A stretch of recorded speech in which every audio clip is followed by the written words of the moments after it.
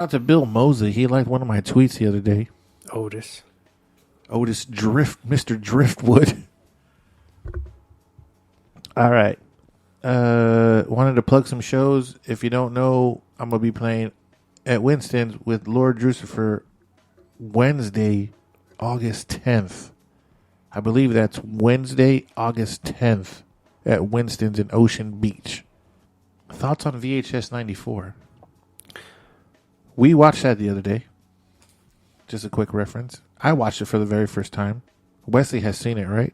I had seen it once. I watched it because I have Shudder. I watched it. It is a Shudder original. Yes. Okay. Shudder original. Shout out to Shudder Originals. Yes. I had watched it one time when it came out, when it debuted on Shudder, and I thought it was awesome. Witter Entertainment and Broke Horror Fan, I believe they're called, put out an exclusive official VHS for it recently. Pre-ordered that. And we are VHS fans. Yes, still. Like the actual cassette. Yes. Like the cassette, like the magazines, but the cassette. Analog all day. I would rather have a cassette. VHS 94, we watched it. Very cool. Very good movie.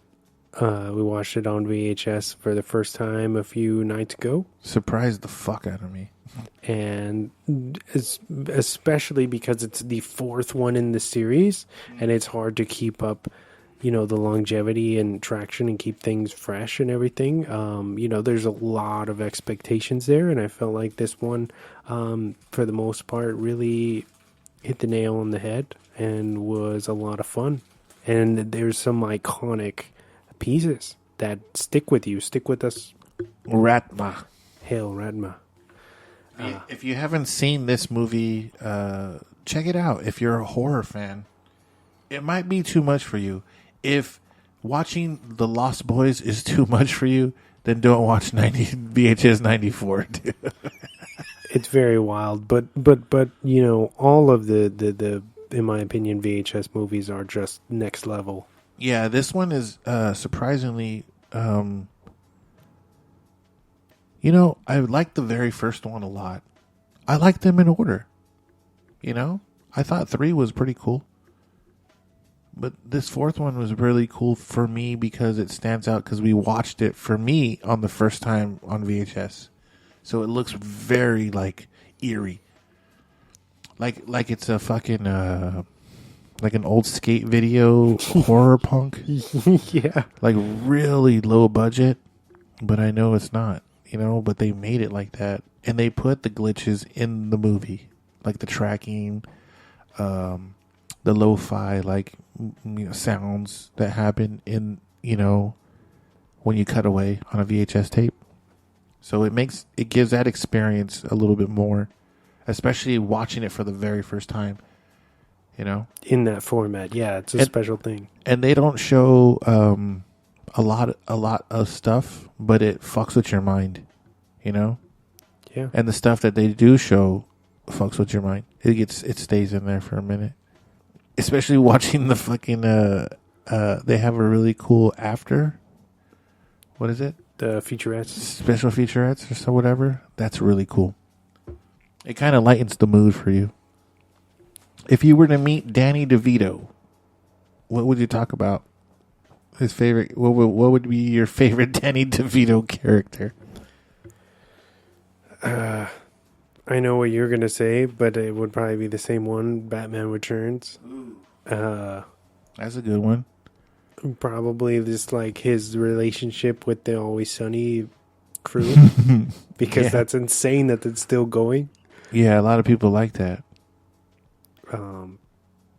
But I would just want to talk to him about random shit, like how he fucking executive produced Pulp Fiction. I would probably talk to him about that and his work on One Who Flew Over the Cuckoo's Nest. Because that's a real young Danny DeVito. And then, of course, Cobblepot. And then Matilda. Simpsons or Rick and Morty? Simpsons. Favorite characters? Bart, of course, and Sideshow Bob? Sideshow Bob's awesome. Bloody Gums.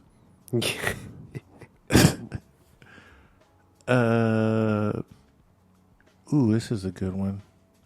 Who has the best fast food fries? That's a tough one.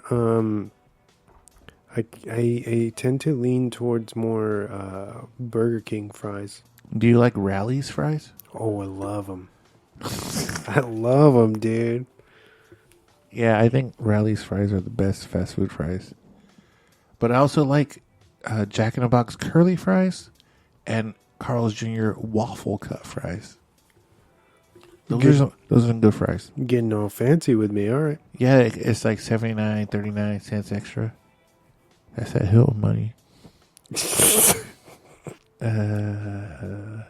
Recommend an outdoor place in San Diego.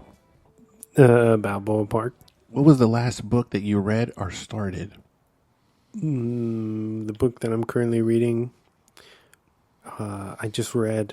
It's called Taking Shape 1 and 2, and it's basically like a walkthrough of all the Halloween franchise. Taking Shape? Yeah. Oh, so it's like a behind-the-scenes memoirs of Halloween? Yes. That's cool.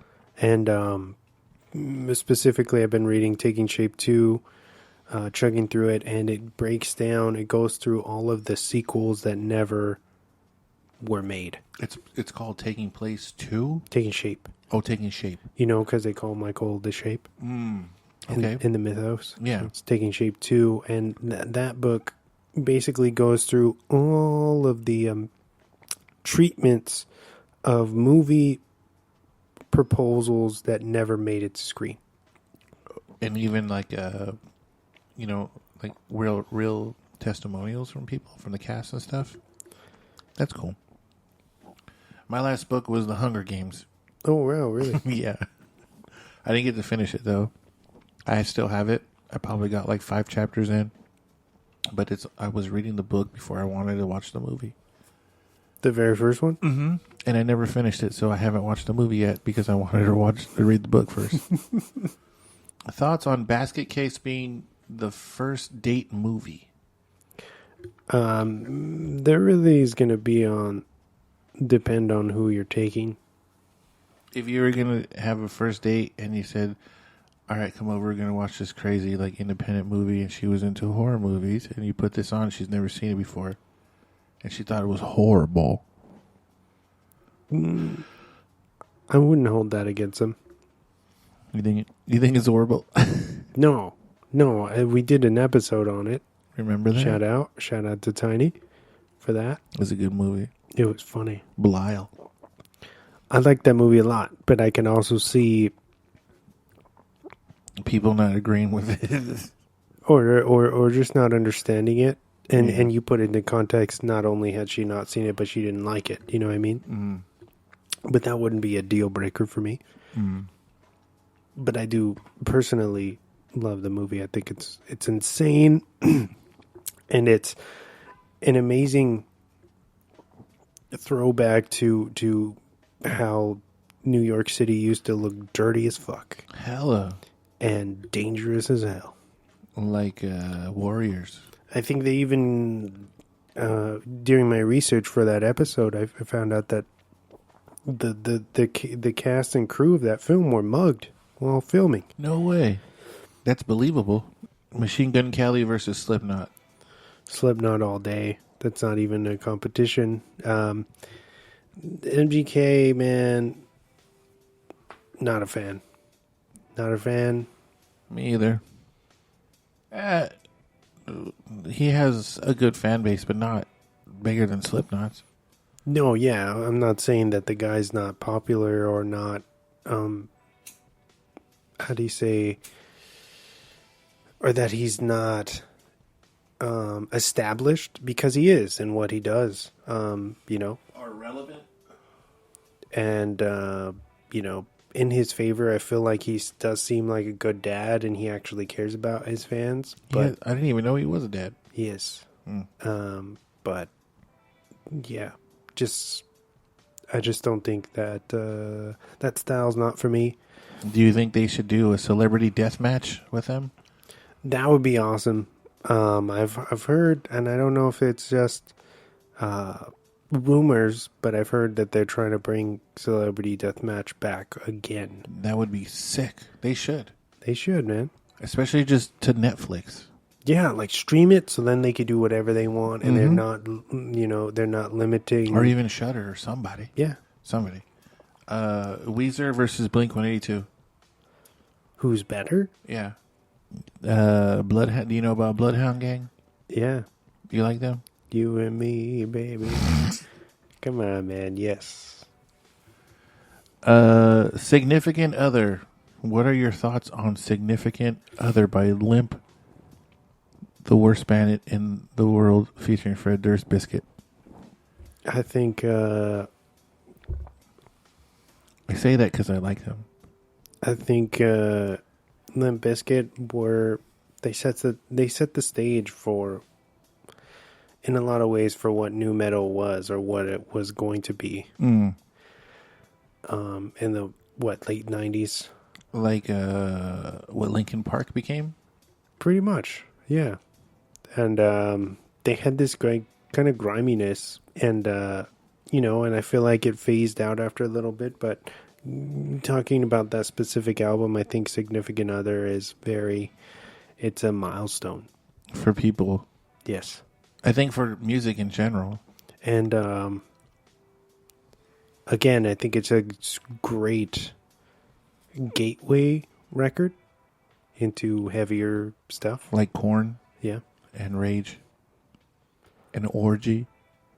And Prodigy. All those bands are like when you're trying to find, when you're young and you're unaware of the underground stuff. System of a Down.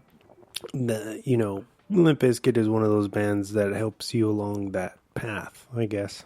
Yeah, you can say that. They're really good. I like them. Some people hate them, dude, a lot.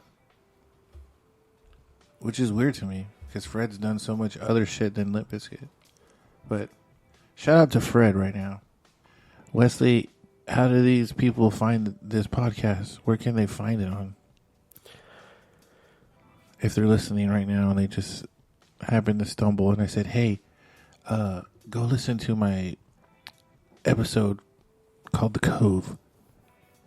So it's going to be under Drop Da Mic period. And that is available. We're available on all podcast platforms, and that's including Spotify, Stitcher, Spreaker, Sods, Apple Podcast, Luminary, all the different platforms you can think of. Thank you for listening to The Cove, the Admiral's Cove. Today's episode was called Tales from the Chum Bucket. Right? Did I get that right? Yes. Chum Bucket sounds really good right now. All right, I'm going to play some music, and then we're going to call it a night. Thank you for listening. Baby.